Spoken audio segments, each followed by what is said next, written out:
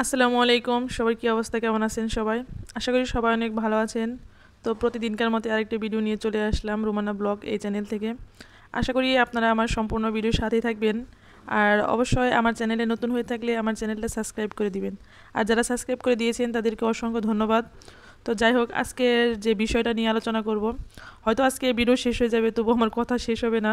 তবু আপনাদের সাথে একটু শেয়ার করতেছি। অবশ্যই এই ঘটনা আপনারা সবাই জানেন যে যে জিনিসটা এখন বর্তমানে ভাইরাল, যে স্ত্রী তার নিজের কিডনি দিয়ে স্বামীকে বাঁচালো, কিন্তু সেই স্বামী আবার পরকীয়ায় লিপ্ত হলো। সত্যি এই ঘটনা আমাদের জন্য, আমাদের নারী জাতের জন্য আসলে সত্যি একটা দুঃখের বিষয়। আমরা কিন্তু নারীরা ত্যাগ করতে জানি, তবু সেই ত্যাগের কিন্তু প্রতিদান আমরা পাই না। ঠিক আছে, তো যাই হোক, আসলে বিষয়টা অনেক দুঃখজনক মনে হয়েছে, তাই ভাবলাম আপনাদের সাথে একটু শেয়ার করি এই বিষয়টা। আর সত্যি কথা, কালকে এমনিতে একটু মনটা খারাপ ছিল, তার মধ্যে দেখা গেছে যে ফেসবুকে ইউটিউবে ঢুকলে দেখা গেছে শুধু এই খবরটাই আমার চোখের সামনে ঘুরঘুর করতেছে। অবশ্য এর সুন্দর একটা সমাধানও আমার হাজব্যান্ড যখন মানে সেটা তার কালকে তার সাথে ওইরকম করে কথা বলা হয়নি।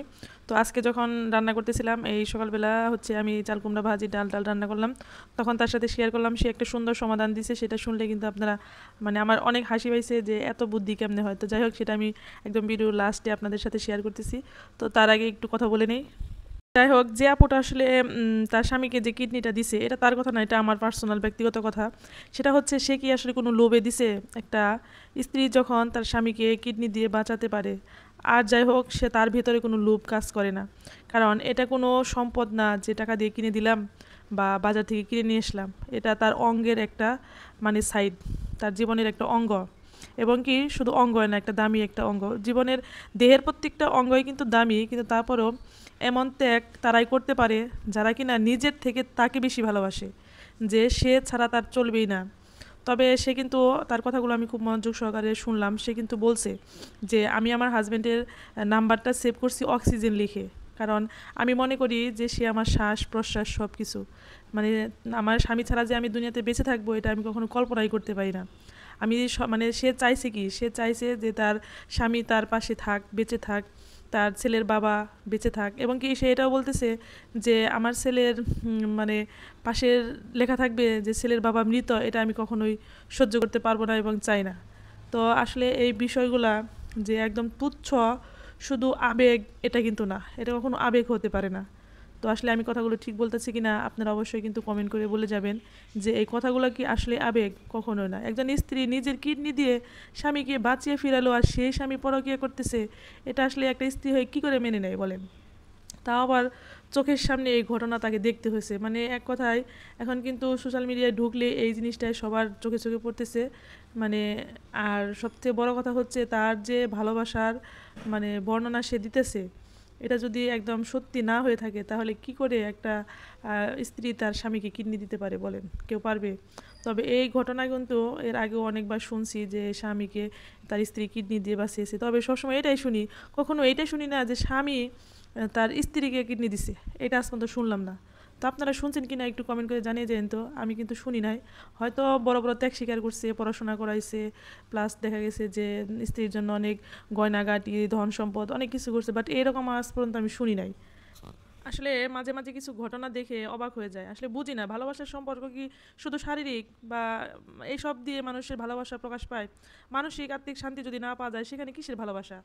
ত্যাগের মূল্য তো দিতে পারলো না, সেই স্বামী কি ত্যাগের মূল্য দিতে পারছে? একটা সম্পর্ককে সে ভেঙে ফেললো, আর সত্যিকারের ভালোবাসা তো সে প্রকাশ করতেই পারলো না। তাদের যে কষ্ট দেয়া বা তাকে যে কষ্ট দিতেছে, সেটা সে কখনো ফিলই করতে পারতেছে না। আর সব থেকে আমার কাছে মনে হচ্ছে যে এই লোকটা একদম মৃত্যুর ঘর থেকে ফিরে আসছে, অথচ আল্লাহর প্রতি মনে হয় তার কোনো ভয় নাই। আল্লাহর প্রতি যদি ভয় থাকতো, তাহলে আপাতত এই কাজটা সে করতে পারতো না কখনোই। একবার হলেও মনে হতো যে আমাকে, এবং কি ওইখানকার এক ডাক্তারও নাকি বলছে, দেশের বাড়িতে চিকিৎসাটা হয়েছে, ডাক্তার নাকি বলছে যে আপনাকে জন্ম দিচ্ছে আপনার মা, এই দুনিয়ার মুখ দেখাইছে, পৃথিবীর মুখ দেখাইছে আপনার মা, আর দ্বিতীয়বার আপনাকে এই দুনিয়াতে বেঁচে রাখছে, সেটা হলো আপনার স্ত্রী। অতএব আপনি কখনোই আপনার স্ত্রীকে কষ্ট দিবেন না। এই কথাগুলো ডাক্তার বলে দিছে। সে কেমন মানুষ? আমার মাথাটা আসলে একদম হয়ে যায়, হ্যাং হয়ে যায় যে এটা কেমন মানুষ। তো যাই হোক, আল্লাহ আপুকে অনেক ধৈর্য দিক, এবং কি তার স্বামীকে হেদায়েত করুক, আল্লাহ ভালো করুক, যাতে যাতে সে তার ওই আপুটার সাথে জানি সব কিছু ভুল ত্রুটি জানি সব কিছু সমাধান করে নতুন করে সংসার মনোযোগ দিতে পারে। শুধু এই দোয়াটাই করব। কখনোই চাই না যে কারো সংসার ভেঙে যাক বা এত কষ্ট মানুষ নিয়ে বেঁচে থাকুক দুনিয়াতে। আল্লাহ সবাইকে ধৈর্য ধারণ করার তৌফিক দান করুক, এটাই সবসময় আল্লাহর কাছে কামনা করি। যাই হোক, আর এই যে কথাটা বলতেছিলাম, এই সব দুঃখের কথা বলতে বলতে যখন আমি আমার হাজবেন্ডকে বললাম, তখন সে বলতেছে, ও তোমার তাহলে এই বিষয় নিয়ে মন খারাপ, তো কিডনি তো সে দিছে, তুমি তো দেও না, তোমার এত মন খারাপ কি জন্য? তো যাই হোক, তার তো সব সময় মানে আর কি করে। তো যাই হোক, সে বলতেছে কি এটার সমাধান একটা আছে। তো আমি বললাম কি সমাধান? কয় কিডনির বদলে কিডনি ফেরত দিয়ে দিবে। সে তার স্বামীর বলবে তুমি যখন পরকীয়া করবো আমার কিডনি আমারে দিয়ে দাও। এটাতে শুনে আমি হাসতে হাসতে শেষ। বলতেছে যে এখন মানে ওই আপুরে আসলে বলে দেওয়া উচিত যে আপনি কিডনি দিচ্ছেন, আপনি কিডনি আপনি ফেরত নেন, আর যার সাথে পরকীয়া করছে তার কিডনি দিতে বলেন, তাইলে দেখবা সব ঠিক হয়ে যাবে, সাইজ হয়ে যাবো। পরে আমি বললাম তুমি তো আসলে সেই লেভেলের কথা বলতে পারো। আর তার কথা শুনে আমি মনে করেন তখনও হাসছি, এখনও হাসি পাইতেছে। আর এমনভাবে বলছে মনে করেন যে কি বলবো, আমি তো হাসতে হাসতে শেষ। তো আমার বলতেছে যে কিডনি দিল সে, সংসারে অশান্তি লাগলো আমার, বুঝলাম না। তা তুমি মন টন বার করে খারাপ করে কালকে থেকে বসে রয়েছো কি জন্য? পরে আমি বললাম যে আসলে ভালো লাগতেছে না, আমার নেই, মাঝে মাঝে খারাপ লাগে। তার মধ্যে আবার এইসব ঘটনা দেখলে তো আরও মন টন ভেঙে যায়। কয় সমস্যা নেই, কিডনি টিডনি দেওয়ার দরকার নাই, যেমনি আছি এমনি ভালো, যার যার কিডনি তার কাছেই থাক।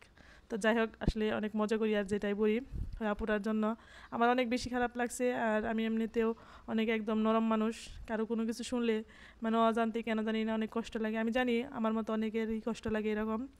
তো সবার জন্য অনেক অনেক দোয়া ও ভালোবাসা রইলো। আর আমার আজকের ভিডিওটি কেমন লাগলো অবশ্যই কমেন্ট করে জানাবেন। আর আজকের এই কথাতে যদি কোনো ভুল ত্রুটি হয়ে থাকে অবশ্যই ক্ষমার দৃষ্টিতে দেখবেন। তো সবাই ভালো থাকবেন, সুস্থ থাকবেন। আর সবসময় একটা কথাই বলি, আমার ভিডিওটি যদি আপনাদের কাছে ভালো লেগে থাকে তাহলে অবশ্যই লাইক করবেন। অনেক সময় দেখা গেছে ভিডিও সম্পূর্ণ দেখে বাট লাইক করার কথা ভুলে যান, তাই একটু মনে করে দিলাম। তো সবাই ভালো থাকুন, সুস্থ থাকুন, আসসালামু আলাইকুম।